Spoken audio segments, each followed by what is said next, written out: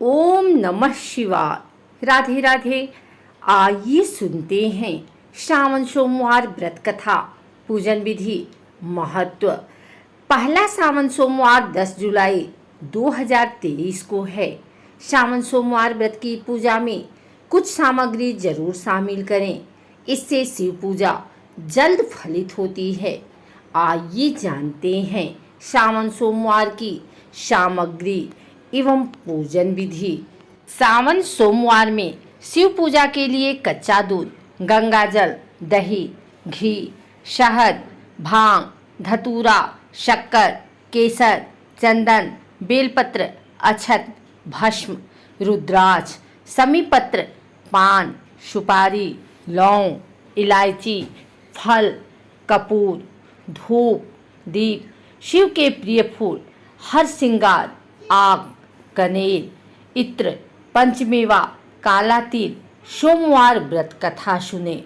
शास्त्रों के अनुसार शिव जी को कई तरह के पुष्प प्रिय हैं, लेकिन मान्यता है कि श्रावण सोमवार की पूजा में शिवलिंग पर कमल के फूल चढ़ाने से व्यक्ति की सोई किस्मत जाग उठती है।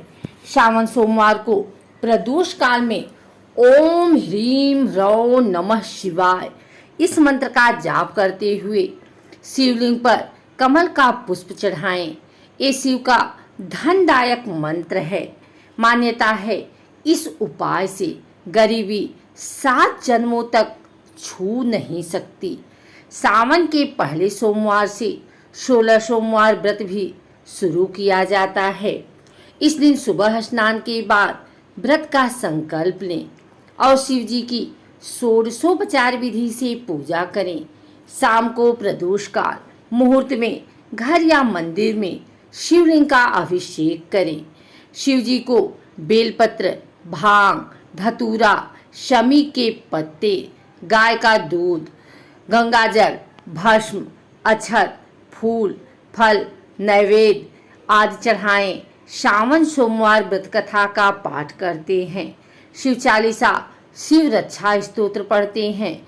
शिव मंत्रों का जाप करें, आरती करें और जरूरतमंदों को वस्त्र, अनाज, तिल, गुड़, चांदी, रुद्राक्ष आदि का दान करें। अगर आपकी कोई मन्नत पूरी ना हो रही हो या फिर तमाम प्रयासों के बावजूद आपके करियर में सफलता न मिल रही हो या व्यक्तिगत जीवन में परेशानी चल रही हो, कोई भी दिक्कत हो तो परेशान होने के बजाय अब की श्रावण सोमवार का व्रत करके यहाँ सुनाई गई व्रत कथा का श्रवण करें। मान्यता है कि श्रावण सोमवार के दिन अगर व्रत रखकर इस कथा का पाठ किया जाए तो जातकों की मनचाही मुराद पूरी हो जाती है। आइए सुनते हैं श्रावण सोमवार व्रत कथा। एक साहूकार था जो भगवान शिव का अनन्य भक्त था। उसके पास धन धान्य किसी भी चीज की कमी नहीं थी, लेकिन उसकी कोई संतान नहीं थी और वह इसी कामना को लेकर रोज शिव जी के मंदिर जाकर दीपक जलाता था। उसके इस भक्ति भाव को देखकर एक दिन माता पार्वती ने शिव जी से कहा कि प्रभु, यह साहूकार आपका अनन्य भक्त है, इसको किसी बात का कष्ट है तो आप इसके कष्ट को दूर कीजिए। शिव जी बोले कि हे पार्वती, इस साहूकार के पास पुत्र नहीं है, यह इसी से दुखी रहता है। माता पार्वती कहती हैं कि हे ईश्वर, कृपा करके इसे पुत्र का वरदान दीजिए। तब भोलेनाथ ने कहा कि हे पार्वती, साहूकार के भाग्य में पुत्र का योग नहीं है। ऐसे में अगर इसे पुत्र प्राप्ति का वरदान मिल भी गया तो वह केवल 12 वर्ष की आयु तक ही जीवित रहेगा। यह सुनने के बाद भी माता पार्वती ने कहा कि हे प्रभु, आपको इस साहूकार को पुत्र का वर देना ही होगा, अन्यथा भक्त क्यों आपकी सेवा पूजा करेंगे। माता के बार बार कहने से भोलेनाथ ने साहूकार को पुत्र का वरदान दिया, लेकिन यह भी कहा कि वह केवल 12 वर्ष तक ही जीवित रहेगा। साहूकार यह सारी बातें सुन रहा था, इसलिए उसे न तो खुशी हुई और न ही दुख। वह पहले की ही तरह भोलेनाथ की पूजा अर्चना करता रहा। उधर सेठानी गर्भवती हुई और 9वें महीने उसे सुंदर से बालक की प्राप्ति हुई। परिवार में खूब हर्षोल्लास मनाया गया, लेकिन साहूकार पहले ही की तरह रहा और उसने बालक की 12 वर्ष की आयु का जिक्र किसी से भी नहीं किया। जब बालक 11 वर्ष की आयु हो गई तो एक दिन साहूकार की सेठानी ने बालक के विवाह के लिए कहा तो साहूकार ने कहा कि वह अभी बालक को पढ़ने के लिए काशी जी भेजेंगे। इसके बाद उसने बालक के मामा को बुलाया और कहा कि इसे काशी पढ़ने के लिए ले जाओ और रास्ते में जिस भी स्थान पर रुकना वहाँ यज्ञ कराते और ब्राह्मणों को भोजन कराते हुए आगे बढ़ना। उन्होंने भी इसी तरह करते हुए जा रहे थे कि रास्ते में एक राजकुमारी का विवाह था, जिससे उसका विवाह होना था। वह एक आग का काना था।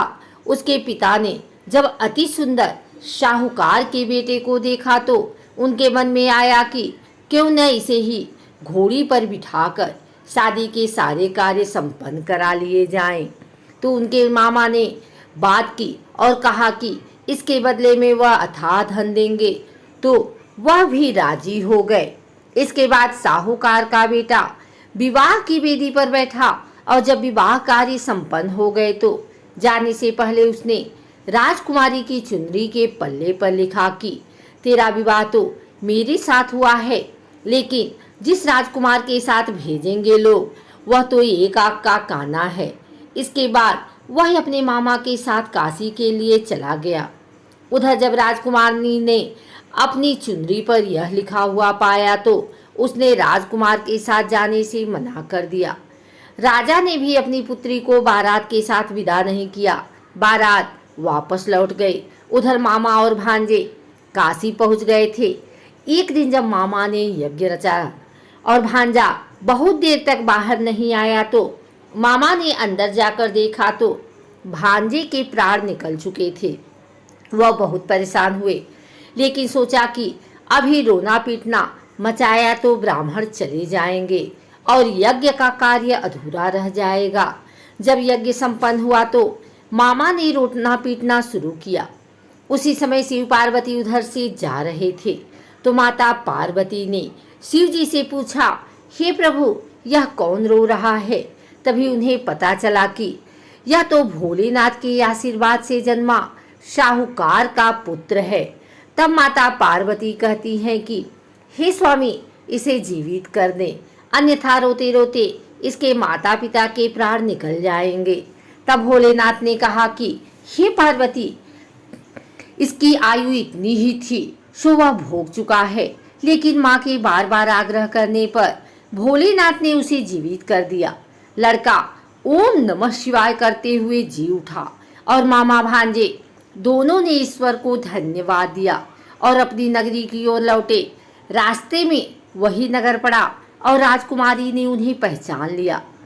तब राजा ने राजकुमारी को साहूकार के बेटे के साथ बहुत सारे धन धान्य के साथ विदा किया। उधर साहूकार और उसकी पत्नी छत पर बैठे थे। उन्होंने यह प्रण कर रखा था कि यदि उनका पुत्र सकुशल न लौटा तो वह छत से कूदकर अपने प्राण त्याग देंगे। तभी लड़के के मामा ने आकर साहूकार के बेटे और बहू के आने का समाचार सुनाया, लेकिन वे नहीं माने तो मामा ने शपथ पूर्वक कहा। तब तो दोनों को विश्वास हो गया और दोनों ने अपने बेटे बहू का स्वागत किया। उसी रात साहूकार को स्वप्न में शिव जी ने दर्शन दिया और कहा कि तुम्हारे पूजन से मैं प्रसन्न हुआ। इसी प्रकार जो भी व्यक्ति इस कथा को पढ़ेगा या सुनेगा उसके समस्त दुख दूर हो जाएंगे और मनोवांछित फलों की प्राप्ति होगी।